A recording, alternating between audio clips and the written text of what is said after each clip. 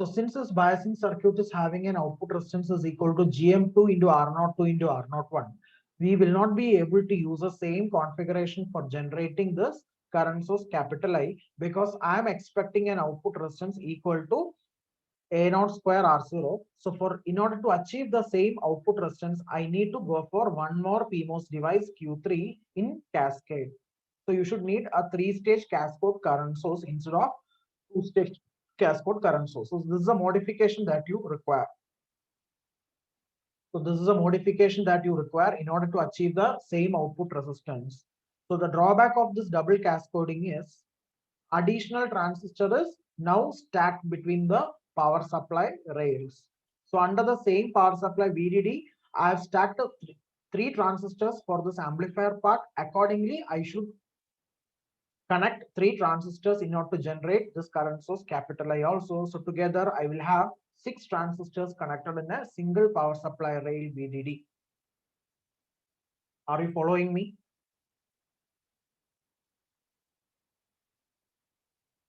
Are you following me? Should I explain once more?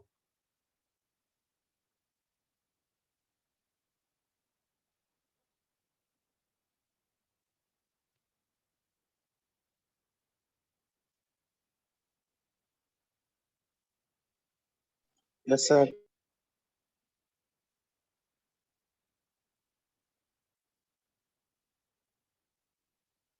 This is a common source configuration that we have, and this is a common gate. I will explain once more. If you want, you can listen. This is a common source and this is common gate. If you are not responding means how I will ensure that you have understood or not. This is a common source and this is a common gate. So together it is called a cascade amplifier. And the advantage of cascading is I will take the benefit of both CG and CS. So this is CS and this is CG. So that the output resistance will become A0 times of R01, where R01 is the output resistance of Q1 and A0 is the gain of Q2. Gain of Q2 is defined by GM2 into R02. Now, double cascading means I will connect one more CG transistor along with Q2 so that the output resistance will become GM3 R03 times of GM2 R02 R01, where GM3 R03 is the gain of Q3, so that the overall gain will become A0 into A0 into R0 if all the three are identical in terms of the output resistance and the transconductance. So if I'm taking GM3 is equal to GM2 and R03 is equal to R02 is equal to R01, then I can simplify the expression of the output resistance of the overall amplifier, that is a double cascaded amplifier, and the equation is nothing but A0 square into R0. Okay. Now you can see that this is again with having an active load at the drain terminal. You will always connect this active load at the terminal where you are taking the output voltage. Here you are taking the output voltage from the drain terminal of Q3. So at the drain terminal of Q3, you will connect the current source capital I that will fix a proper current by using the current source circuitry, whatever we have discussed in this particular section. Okay. But the thing is, while connecting a current source circuitry, the output resistance of this current source should exactly match with the output resistance of the overall amplifier. Since we know that for a double cascading configuration, the output resistance is A0 square R0, it is our duty to design a current source whose output resistance is exactly equal to A0 square into R0. So we need to go for the previous circuit, and this is in a PMOS configuration. Why I am using PMOS? Because you can see in a double cascading circuit, I have already used the NMOS devices for the amplifier. So if I'm using NMOS amplifier for the NMOS transistors for the amplifier part, then I should use PMOS devices for the current source part.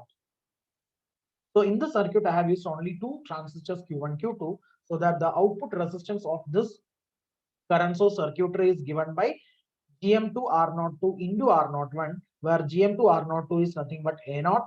And if the two transistors are same, then I can take R01 equal to R02. Therefore, the output resistance of this current source is A0 into R0. But I need A0 square into R0. So the modification that I have to use here is I need to connect one more transistor Q3 so that output resistance will become A0 square into R0. So totally 3 transistors for the amplifier part plus again 3 transistors for the current circuit part. Whereas those 3 transistors are in PMOS configuration to generate this capital I, whereas these 3 transistors Q1, Q2, Q3 for the amplifier part, they are in NMOS. So together it is a CMOS double cascoding where I should use 6 transistors for fabricating this particular circuit. So the drawback is more transistors are connected, so the hardware complexity will increase accordingly. Okay, that is what is being pointed out as a second point here. Since we are now dealing with the output resistance on the order of A0 square into R0, because I have cascaded one more stage, right? Q3. That means the overall output resistance now became A0 square R0 because of the double cascoding configuration. Double cascoding means I'm inserting 2 CGs in cascaded with 1 CS. That is called double cascode. 2 CGs in cascade with a single TS stage. So that is called as double cascoding. And the effect of double cascoding is that the overall output resistance became A0 square into R0. So in order to get the same output resistance, now I should design a current source I that will be producing the same output resistance. So there also I need to go for double cascode. In current source circuit also I should make use of 3 transistors, that is double cascode. So the overall circuitry will become more complex, that is a disadvantage. But of course I will be able to achieve a high output resistance that is very much ideal for a current source. That is an advantage. Okay. So in order to attain that advantage, I have to sacrifice in terms of hardware. Is that clear, students? So this is a speciality of a double cascoding configuration. Next topic is folded cascode. Draw the circuit diagram. Folded cascode.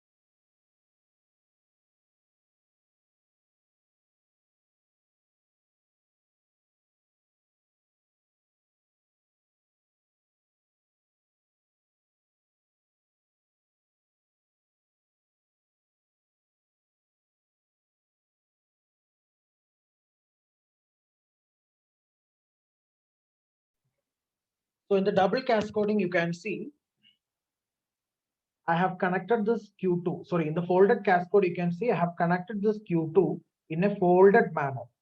Okay. Rather than connecting Q2 as cascade in Q1 under a single power supply VDD, I have connected this Q2 as a folded manner. Okay.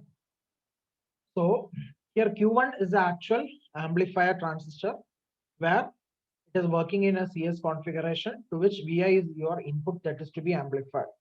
So this Q1 is considered as a common source. Q1 is a common source. Why? Because source is common. and I'm taking the output from the drain and I'm giving the input to the gate. So this is called common source. Cascode means I should connect a CG configuration also, right? I should connect a CG configuration also in cascade with CS. So that CG is nothing but Q2. Why this is called as CG? Because I'm giving my input to the source. I'm giving my input to the source and I'm taking from the drain. So gate is common to both input and output. So this is common gate, right? And when I connect the CS and CG together, that is called a cascode amplifier. But the difference is it is not connected in a under a single power supply wheel. Instead of connecting in a series manner, I've connected this in a folded manner. Okay, I've connected it in a folded manner where I'm using different current source for Q1 and Q2. That is the difference. If you see our typical cascode amplifier, I will show you the circuit diagram again. For a cascode amplifier, you can see that both for Q1 and Q2, I'm having a single current source capital I. This is the normal cascode amplifier circuit where capital I is the current source which is meant for both Q2 and Q1. But in a folded cascode, I have connected Q2 in such a way that I2 is the current source for Q2 and I1 is the current source for Q1. I2 is the current source for Q2 and I1 is the current source for Q1. So separate biasing circuits or separate current source have been used here.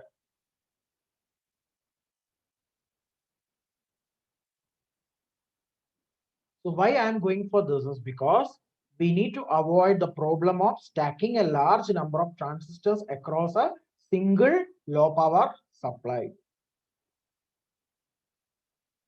Okay.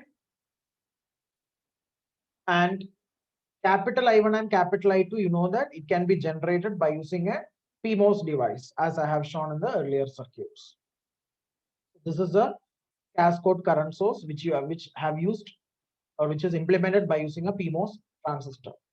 So if I'm using a single stage in the amplifier circuit, then I will also use a single stage in the current source circuitry also.